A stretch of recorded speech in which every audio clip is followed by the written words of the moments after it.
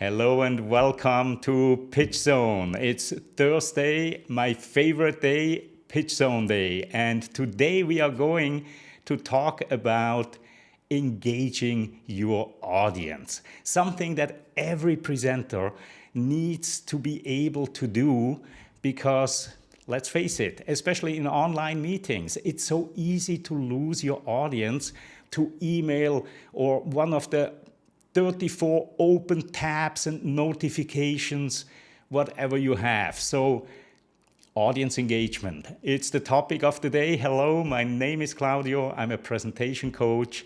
And with me today is Nathan Gold, as every week. Nathan, so great to have Oh, you back. thank you. Good to be And back. when it comes to audience engagement, I can only think of one other person that is more captivating than you are, Nathan. And I'm not talking about online, trickery or anything like that, but we've known each other for such a long time and we've done a lot of stage presentations together, and I always was in awe how you engage audiences. So I'm Thank you. really, really looking forward to our conversation. And then the other person, and that's my number one audience engager, is our guest today, Tatiana Rodriguez. Tatiana, it's such a pleasure to have you on PitchZone. How are you? I am doing so well, excited to be amongst such great company here too. And to be talking about one of my absolute favorite topics of all time, which is how to get people to enjoy, to connect with, and to engage with your content and with you as the speaker. So great. So great to have you. And Tatiana, you are an adjunct professor at Rutgers University, right? Correct. And What do you teach? that's all the way over on the East Coast, New Jersey of the United Yeah, States. And yeah, I teach a few different things. I started teaching a leadership course at one school because the university is divided into several schools. Some of you guys probably know that, but it can be confusing when you don't. I also teach public speaking at the School of Communications. And for our business school, I teach a effective leadership communication course. And coming soon, I will also be teaching a social media engagement course for our human resources and labor studies school. Wow, Wow. wow. So, yes, we have the right guest here today for the topic of audience engagement. And before we dive in, let's quickly say hello to our viewers online. We have Rick Pollack. Rick, thanks for coming back again and again and again. You are hailing from Boston, Massachusetts. Always a great pleasure having you here. And we have Deb M from Houston, Texas. Deb, really, really nice to have you here. Hello. And Dr. Mark Dust. Sorry, Yes, sorry, Mark sorry. Best. And Dr. Mark Dust. Hello, hello. And Ben Flanagan. Ben, hello. Real pleasure having you here. And it continues with Anthony from San Francisco. Anthony, thanks again for coming back. And you will be our guest on Pitch Zone in 3 weeks, 4 weeks, something like that. I really, really look forward to that one as well. Now, let me ask our audience on YouTube and Facebook right now, do you ever struggle with engaging the audience? Just type in yes or no into the comments here, and I have a feeling simply you showing up here, maybe there may be some things that you can improve. Yes, Rick Pollack. And Rick is a seasoned presenter, not just a presenter, a seasoned, but he's a presentation coach as well. And even us, from time to time, we are scratching our heads and ask ourselves, how can we engage the audience even better? So let's get this started. Absolutely. Tatiana, where do you I want to would like start? if I may, Claudio, first of all, I want to say what's up to the names I recognize in the audience and to the names I don't. It's so fun to see that as educators ourselves, we're here to keep learning from each other. And I also am excited for that because then I'm going to be asking for everybody to contribute as well. But I do want to start off with some trivia for our audience, if you wouldn't mind. What do you think, guys? Could we start with a little audience engagement right from the get-go? Always, always, because you gotta pull them in very, very early, right? So let me put you in a focus here. And because it's Okay. about audience engagement, Nathan and I are gonna be on the screen with you. Go ahead. Yes, because I want to have some fun here with everyone. So I have a question for the audience, and the question is, how many years has Claudio been coaching entrepreneurs? And I'm going to give you some possibilities here. This is a multiple choice thing. Is it A, 8 years, B, 15 years, C, 20 years, or D, 28 years? And I know on YouTube we have a little bit of some lag time by the time I say it, from the time people hear this. So give everybody a little bit of time to answer, and then we'll see. So in the meantime, while we're waiting for those answers to come in, either A, B, C, or D, put it in the chat. And Rick wants to know, can I phone a friend? You sure can, as if you can make it super fast. But in the meantime, I wanted to ask Nathan, while we're waiting for the answers to come in. Nathan, do you also coach entrepreneurs, or do you do something a little bit different? No, Claudio and I do the same.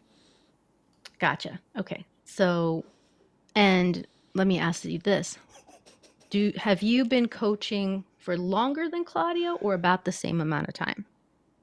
About the same amount of time. Okay, so then this answer does apply to both of our hosts today. And let's see, from the chat we have C, looks like mostly C's, and then a D, and then Rick Pollock's final answer is B. And in fact, the correct answer is indeed B. So Rick Pollock, well done. Good job. Nice job. You have gotten the correct answer. Now I have another And you one. get a free Stream Deck. Woohoo! No. Nice. Nathan is generous, guys. This is awesome. Although I do have a gift for everybody listening today, just so you know. And then second question, I have a second trivia question number here.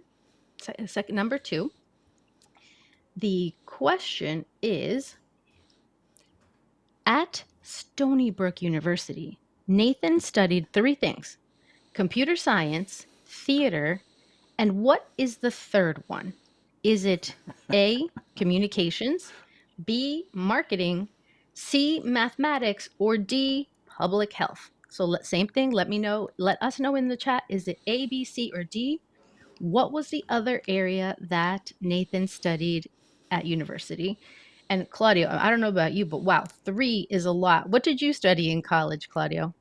I didn't go to college. Hey, okay. Interesting. That's good to know. Fun fact to know about you.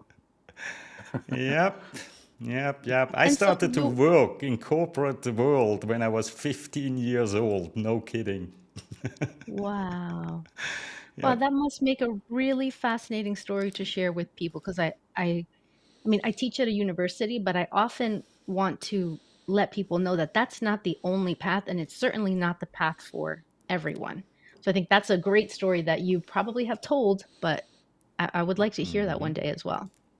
Sure will. All right, we got some answers coming in, and I know Mark is in the public health world in California. Mark's a colleague and a friend.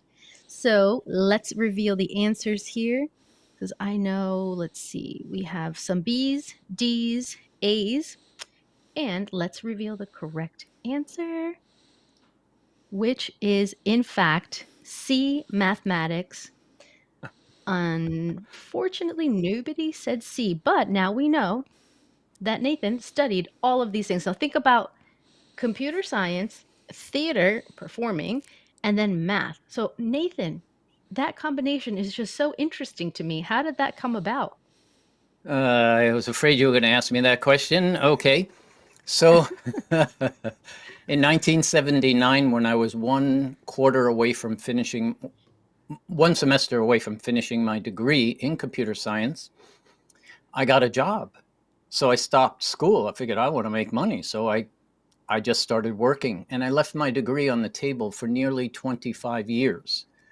So when I went back in the year 2000, I decided I'm going to finish my degree. So I went to a local university here. I matched up all of the upper classes that needed to be done to complete what was called a multidisciplinary degree. For people like me that left college and then came back to finish 20 some years later, they just called it a multidisciplinary degree. So we added up all the credits for all of the different areas, and I just needed one more math class, one more theater class, and I was done. Wow. Yeah. That's awesome. I think it's just such a fascinating thing to ask people about their chosen paths. And nobody ever has the same story to share. It's always something different. And it's so cool to have learned a little bit more about each of you and the journey getting to where you are today and why we're all here. I have one last question. This one is a true or false. This one is a true or false trivia. So one answer is true, one answer is false. If you can put in the chat your answers, just write, if you think one is true, just put down 1T. If you think one is false, put down 1F. And then that's how we'll know which ones you guys think are true or false. So here are the two questions, the two sides of this. Number one, do both Nathan and Claudio use Ecamm? Or Nathan uses OBS and Claudio uses Ecamm. So is one true or is one false? And you guys let us know in the chat what you think it is. And just for reference, I know most of you probably know, but Ecamm is a way to produce content online, and so is OBS. OBS is free. Ecamm is a paid service. So we have some answers coming in. Rick says 1F. Ben says 1T. And Mark says 2 is true. Okay. All right, Mark, way to throw my brain off there. But yes, I see your answer here. 2 is true. Okay. So we do have some answers coming in. And indeed,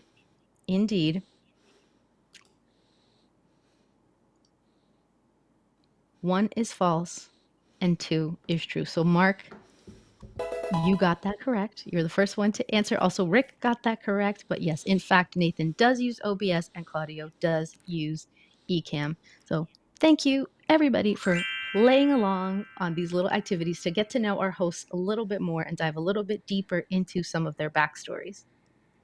Oh, this was great. I just love how this flowed. And let me guess, this is one of your favorite things to do, to pull in an audience right from the start, right?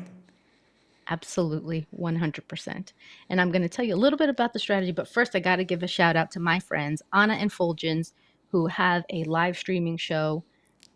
It is based on Ecamm, but I think that anyone on any platform can come and learn skills, tips, and techniques. And they did design games for Ecamm, so I purchased them. I plan to use them all the time. But you can also use software like Keynote or PowerPoint to design trivia games just like this. And that's how I've done it for the most part on that. But yes, you're totally right.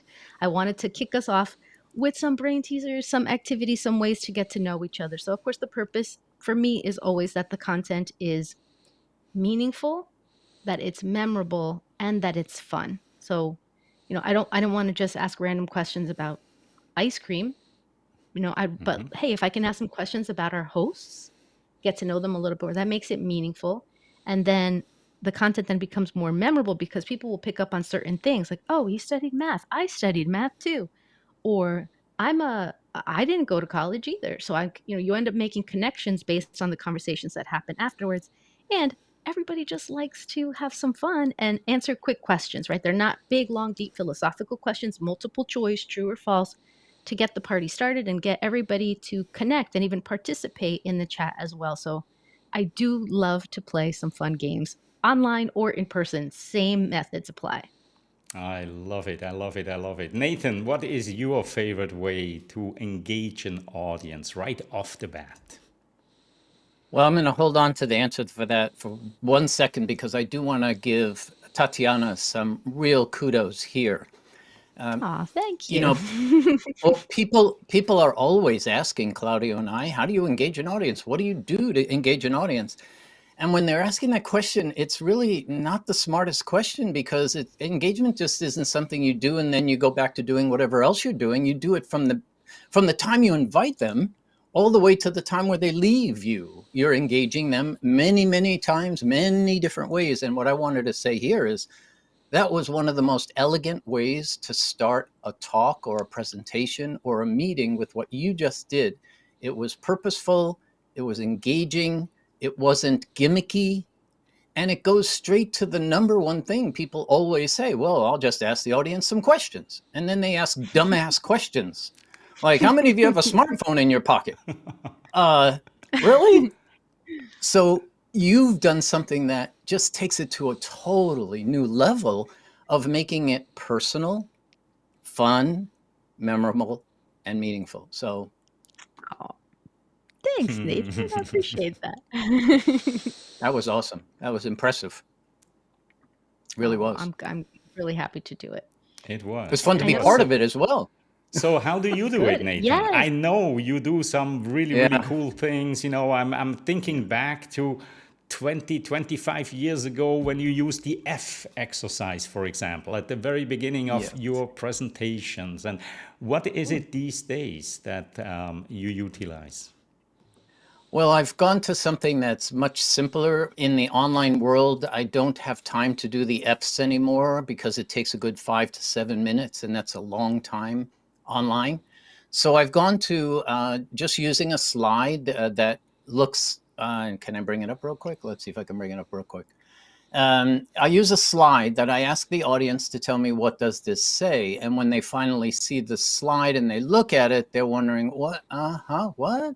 What is that? Let me see if I can quickly get it up on the screen for you to see what it is. But this is the easiest way that I have found to engage my audiences, because everybody is running at such speeds and they're jumping all over the place. So I typically, let's see if this is going to work right now. Is it going to work? Yeah.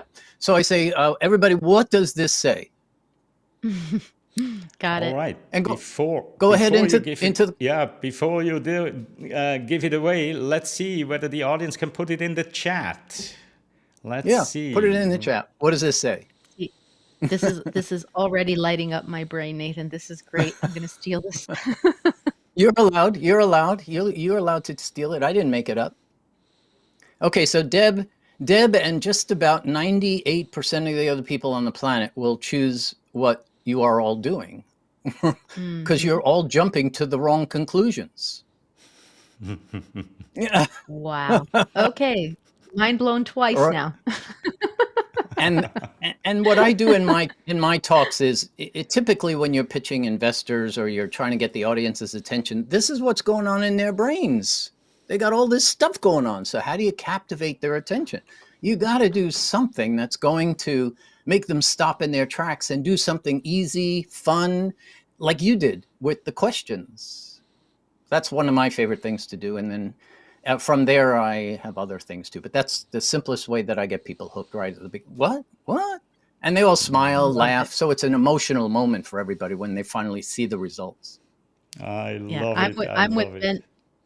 I'm with Ben and Mark, guys. That was good. Love it for sure. Because it was exactly what was going on. I'm like, man, that was good twice. Because it was interesting the first time, and then the revelation part was even more interesting. I was like, oh, that is very good. You're welcome to take it and use it. You're absolutely welcome to Thank take you. it and use it. Yeah. Yeah. See, I knew we're all gonna get good stuff from today's session. Absolutely. Now, to me, you know, when you do things like this, it really creates a magical moment, and that leads me to my favorite way to engage an audience right off the bat, especially when I do workshops about on-screen presence, because the purpose behind it is to also help people make eye contact with their camera, to find that lens and look into that lens. Want to see it? Yes. Okay.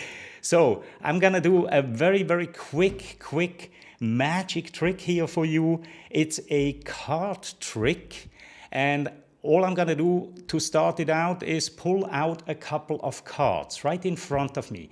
There are 6 cards. In a moment, I'm going to reveal these cards. I'm asking you to pick one card. Pick one of the 6 cards and remember that card. All right? Very easy. So let's go. Now, pick one of these cards and remember it. And I'm sure you already have it, you remembered it. So let's see. In order for this to work, you will need to now look into your camera, but not just look into your camera, but really project that card over to me. Kind of like pull it up in between you and the camera. And let me see if I get some. Yep. This it's so amazing because it works across time and space. It's an absolute. That's why it's magic, right? So now that I got your card, let me remove it from the deck and bring up the remaining 5 cards. Here they are. And, of course, your card is gone. All right, so that's one of my favorite ways, Dr. Mark. Okay, whoop. There we go. All right. I would love to that. That was fun. So these are a couple of things, and of course, what we've shown now, especially Tatiana and I, is mostly for online meetings, right? These kind of things, although you can project them where you would project slides, Definitely. games, and so on. So let's continue here. Let's continue. So once you started off, how do you keep engaging the audience? Sometimes you have to talk for how long are your lessons, Tatiana? When you teach, is it like an hour, 50 minutes, or how long? It is. And I just want to check. I look frozen to myself. Am I frozen on the screen to you? You are frozen on the screen, and you look like now you look like a piece of art. Maybe quickly leave and come back. Nathan and I will hold the fort here. Yep, I'll do that. All right, cool.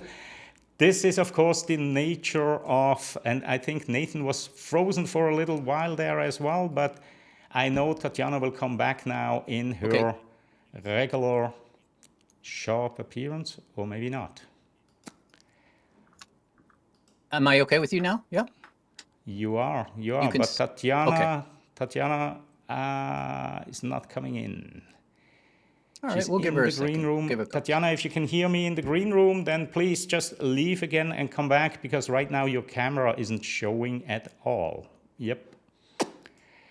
Yeah, these are the kind of things that engage an audience as well, right? Because they want to know, are they going to fix the problem? Are they going to fix the problem? And it looks like we may not fix the problem. There we go. But Tatiana, you're still looking a little pixelated. Let's see. Let's see. Wow. Yeah. But again, this again is part of audience engagement, because now the audience is wondering, will she ever be as sharp as she was in the beginning? And we know mentally you are. Way to spin it, Claudia, for sure. Because let's see whether your picture catches up. Oh, this is not good. Maybe I could just be like a podcast. Maybe I could just be a podcast voice. Is my voice at least coming through? It comes through. That would be good. Yeah, it comes through, not as clear as before, but it does come through. So let's just see. Let's just continue.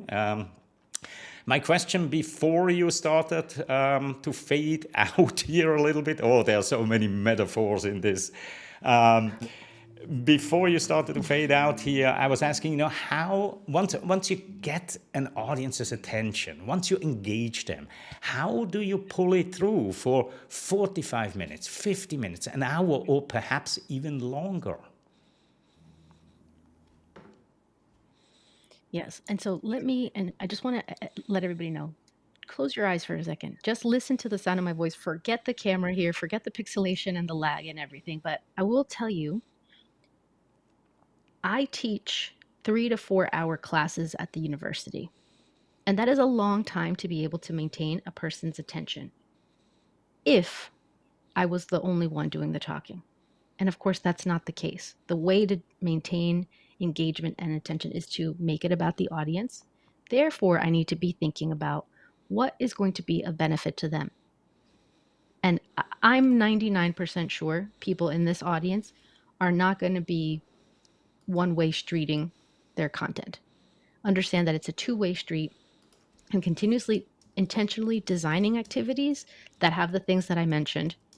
They're meaningful, they will be memorable, and they're fun because people like to enjoy what they're doing. So crafting several activities, because I wanted to share some science, because I know we wanted to talk about the art and the science of engaging. And there's a cognitive scientist named Carmen Simon, and I have a huge professional crush on her work. And she teaches about habituation. So that's this concept that we as people become quickly accustomed to a new stimulus, even if we found it awesome in the beginning. But then as time progresses, we find we're less and less stimulated by that thing. And habituation has evolutionary value. It's important as human beings that we are able to adapt easily, because I think one of the examples she uses in her teachings is we easily adapt to the sound of a fan. I have a fan going right now. My mind is not even conscious of that fan. But if something were to fall, that would catch my attention, right? I'm not habituated to that. So as people, we habituate, and our audience habituates as well. So if we're talking, not engaging, the audience, we're going to put them to sleep because everything is the same. Whereas if we introduce some variation in that stimulus, then that's going to keep the audience engaged. So that's just a little term, and I hope you guys look into Carmen Simon even more because her content is amazing. But number one tip is understand people habituate to things very easily, even the things they find novel and exciting at first. So for those, yes, thank you, Rick. That's a great book, Impossible to Ignore. And so if we think about how we design our content, are we really truly focusing on that engagement, right? Or and remembering that people habituate quickly. A second thing that Dr. Simon teaches, and she's a joy to listen to as well. So not only is she intelligent and sharing very valuable content, I've listened to her stuff over and over and over again, and I still enjoy it. But the other thing she talks about is that in order for us to influence people, and those of us who are educators, who are coaches, we want to influence other people in a positive way. But we can't do that unless we engage people, and we can't engage people unless we're tapping into their memory and helping them remember the content. Right? Because she says people take action based on what they remember, not on what they forget. And here's a question for you guys too, Claudio and Nathan. Maybe you know the answer, but I also want to ask in the chat. According to the research that she cites, what percentage of content do people remember of what we say? And this is on average. What percentage of what we say do people actually remember? Do you guys know this answer? Well, they remember 100% of what I say. What is Claudia? Of course. So Nathan is excluded from this question. I don't know. Isn't it something like That's a 3 good or 4 or 5% after about 2 hours or something like that? I think it's a single digit as well. You're both very close. So it's about 10% after 48 hours. After 48 her hours. challenge, yeah, 10%. So 90% of everything that's going to be shared in today's conversation, people will not remember. So the question is, what 10% do people remember? And the science finds that it's pretty random, unless we do something intentional to help them remember the 10% we want them to remember. So we have to accept that that's going to happen. 90% is gone. And I'll give you an example. When I first heard about the 7 habits of highly effective people, I started my first job after graduate school. And I was like, wow, this is amazing. I definitely have to check out this book. Of course, I was dead wrong. I'd look back in my journal from 7 years prior, and I had written down, like, must read 7 habits of highly effective people, but I completely forgot. Right. So to me, it's like, wow, happening all over again. So there's probably a lot of us who, we all forget a lot, but we can control, if we can purposely control what's the 10% we want them to remember. And how do we do that? How do we help people remember? We have to engage them. It's almost like that saying, people have to have skin in the game. So meaning like a player who's just sitting on the bench, they're not as vested in it as the person who actually gets time to play. So we want to And I love that analogy because we want everybody in our audience to have a chance to have skin in the game, to participate, to join, and to play.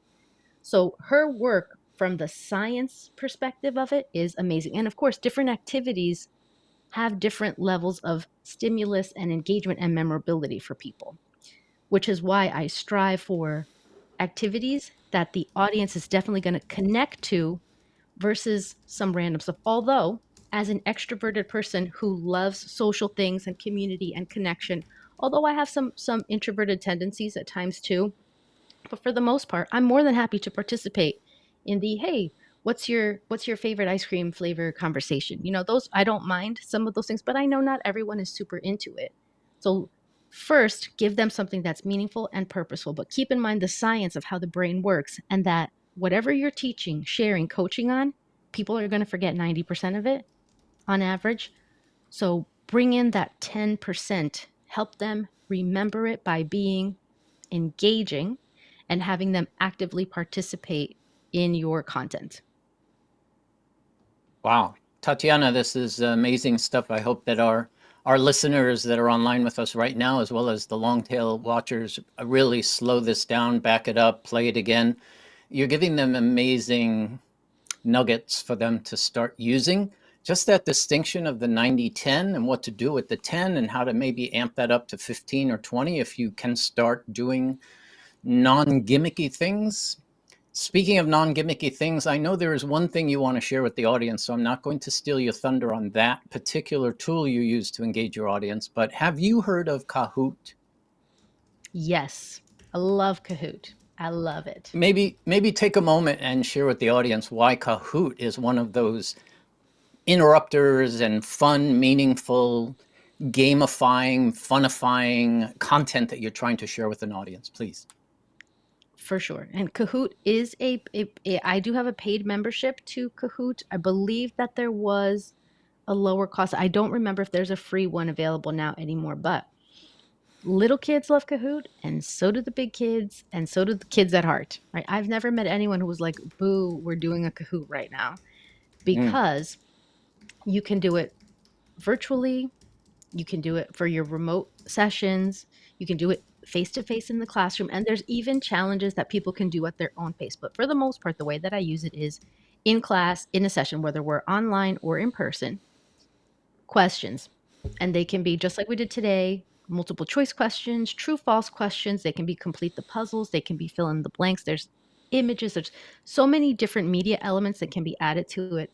And the fun thing is their theme song too, right? People hear that theme song and it's a playful, engaging, memorable song. So you're combining visual elements, audio elements, and it's gamifying it too. So it can be reviewing questions. So when I do a virtual class, instead of doing a typical, let's go over the content of the syllabus step by step, I actually gamify the syllabus. And so we review the key. So this is a 90-10 principle. They're going to forget at least 90% of the syllabus, if not more, right? I understand it's like so much that people have to read, that the students have to read in the syllabus, but there's certain things I want them to remember.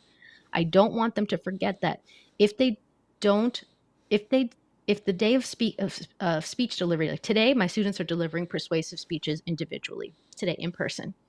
And if they didn't contact me in advance and they just don't do their speech, they lose a large number of points. But if they notify him in advance because they have an extenuating circumstance, because they feel lost, because they feel shaken, as long as I want to encourage that communication. So that's one of the questions that I build into Kahoot. And then I take that even a step further because Kahoot is a digital game and everybody has to use their cell phone to play, which means they're on their cell phones engaging with me, not disengaging with me, right? So I love being able to use that technology in positive ways. But then I also break them up into teams, and any correct answers they get, they smash them up into little balls. And then at the end, teams have a chance to shoot those balls into a basket for additional points. So we did a virtual technology game, and then we do a physical, stand up, in person, get moving, try to make a shot. It's very difficult to do, but just engaging them in lots of different ways that also give them physical breaks. Because remember, I'm teaching for how long? 3-4 hours at a time. I need them to get up, to move, to stretch their bodies too. It does none of us any good to be sitting or standing in one position for super long. So that's a Very long answer about Kahoot. No, it's amazing. No, I met Kahoot nearly 12 years ago when there were 3 cats working in their basement. Wow, So it's been a long time that's coming, and they're awesome. one of those unicorns in Norway. Yes, that's right. Because, a lot of times we think technology stuff coming from certain countries, but that's really nice to see Hmm. the way that internationally so many tools have developed. Yes. And with Kahoot, most parents the parents' children are using it in school. And then when the parents start using it, their kid can actually bond with them. I've seen this happen over and over and over again. Hey, Dad, let me help you with that Kahoot. It's like, all right, I think we have one more thing we want to ask you to talk about here. As powerful as Kahoot, which I'm is, listening. no, it's your game. I don't want to steal your thunder. Oh, me? Give me a hint. Yeah. It starts with an S. Slido. Guys, I'm drawing a total blank. Slido. Slido. Slido is also a great tool. Yes, and believe it or not, Oh, I found out about Slido from a student using it in one of my classes. It wasn't something that I discovered on my own. It could have been one of those things I hmm, came across and completely forgot because there's just so yeah. many tools that we can learn about. But I had a student use it in class, and I was like, "Oh, this is awesome!" And I started incorporating it because it's easy. There's just so many great tools now, but you can scan the QR code. You can just go to the website, pop in the code, and everybody answers those questions anonymously. It's like the Right. equivalent of, okay, everybody write it on a sticky and we'll just put it in a hat. Now it's just pop it up on the board and then everyone can see. So I've used that in my public speaking class specifically when I Hmm, wanted to ask students to share something that's slightly more vulnerable than I would feel comfortable on the first day of class talking about. yeah. So I'll ask Yeah. students to identify their fears in public speaking anonymously. And then we get to know each other and share it out loud as well. Because I do want them to be Hmm. able to hear everybody else admitting that they're also afraid of these things. So Slido is also a really great tool. Oh, what a Yes. cute little Yes. puppy. We still need a name for him. mm, In, let's see. You know what? One of the things that Slido does for audiences, especially international audiences, is it eliminates that whole problem of how many of you here who would like to, people raising their hands. They don't like to do that. They don't want to be called on, and the anonymous aspects of Slido and how easy it is to use with no app to download makes it really super Right. engaging. I typically don't use it in person with any groups less than about 25, but online, when I've had hundreds and hundreds of people online for a webinar, I'll put up an organic word cloud and I'll say, so in one word, describe how you feel about presenting. And boom, boom, boom, boom, boom, boom, boom, boom, boom. They've never seen a live word cloud get produced like that. And then people pick up their cameras and start videoing this thing happening when you have dozens and dozens of people. So for those of you who Definitely. haven't heard of Slido yet, it is a free product that you can still use today. The best part of Slido is you can get questions from your audience anonymously. And then if you have dozens or hundreds of people, they can upvote a question that someone else has asked so that you, the organizer, or you, the presenter, can look at your list of questions and see what people are more interested in than others. It's Yes. easy to integrate into your PowerPoint, your Google Slides. Click, click, click, boom, up it pops. You just click, click, click. It's free for 3 polls and questions. Great tool. Nice. And these are such amazing virtual tools. And I love technology. I'm a nerdy person like that. I've just always been like that. Even before the advent of the internet, I was like, ooh, gadgets, cool, awesome. And I love incorporating them into classes, into family things, into activities. But you know how sometimes people are like either or, like Starbucks or Dunkin' Donuts or coffee or tea, peanut butter Right. or what's an alternative to peanut butter? I can't think. Any Um, butter, something, right? Like for me, it's why do I have to choose? I don't want to choose. I like it all. I like the diversity. That's me. And so for me, I love the virtual, I love the tech, but I also love no tech, low tech to switch it up. And that's part of the mm, engaging. So I created my own version of Taboo here that I made myself. right? It's just little half-size note cards, a bunch of questions, content that I want the students to learn. I break them up into teams, and then they take a stack of cards and they have to try to get their team to guess as many of the correct terms as they can. Uh-oh, I feel like I'm to lose internet connect. Like something's happening to me in here. Why do I always freeze these terrible positions too? It can't be like at least in a big giant smile. The concept is that using no tech games is just as important as the high tech games too. So I want to encourage everybody to use no tech, low tech games, or even props, all kinds of really cool things that audiences will appreciate, because back in the day, digital was novel. It was awesome. But now it's a lot more common, and bringing back no tech or low tech games is can create more engagement than a virtual tool does. All right, all right. So, Tatiana, we are having a couple of tech issues here with your feed right now. The sound is coming through, but also not all that great. Now, we are anyways approaching the top of the hour. So I think we can wrap this up. I just want to mention one thing, and that is, I believe your students are all very, very privileged and fortunate to have you as their guide as they are learning to become better communicators. You are a rock star. Absolutely pleasure to have you here. And I do hope that you will come back at one point in the future, because we could go on at least for another hour here. Before we wrap this up, we still have 2-3 minutes. Let's see whether your sound is coming through. The image is also improving right now, so I think it's all good. Let me ask you one last question, Tatiana, and that is more on the personal side, because you have brought a couple of the live viewers here, and I'm sure many of the replays will be people that you know and that know you. So what is one fun fact about you, Tatiana, that most people don't know yet? Ooh, that's a fun question. And again, this is such a party pooper with the video feed, and hopefully you can at least hear the sound of my voice. And here's a fun fact about me. Well, I'll give you two actually. One is I love flavored chapsticks, and I have like 15 different flavors. But secondly, I love exploring city on an electronic scooter. I just really truly enjoy getting on an e-scooter and going and checking things out. You know, my partner and I, we love to do it that way, and it just ends up being so much fun. I'm with you on that, Tatiana. I suit up and I get on my e-scooter and go up to the city as well. It's a fun thing to do. Very good. Cool.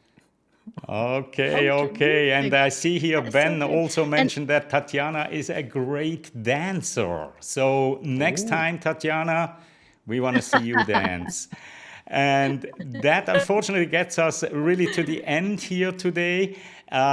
Look up Tatiana on YouTube. I don't have the link. What is your handle on YouTube, Tatiana? It's at something. Yes. It's Tatiana Teaches is that. And I know that we're at the end of the hour, and so unfortunate, but I do have a gift for everyone in the audience. And I wish I could show it on my screen. It is a PDF that has great resources and 20 ways to engage your audience. So it's like a handout, and obviously you can write a book of 1,000 ways to engage your audience, but I did make something that I wanted to give to everyone. So what I'll do is make sure that we have the link posted to you, Claudio and Nathan, so that you can post it in the description as a free handout to everyone. Just a link to a Dropbox. You don't have to sign up for anything of mine to get it. Just check it out, have some fun. Let me know how you use it. This is absolutely amazing. Thank you for this gift, Tatiana. I'm making sure that the link will be in the description.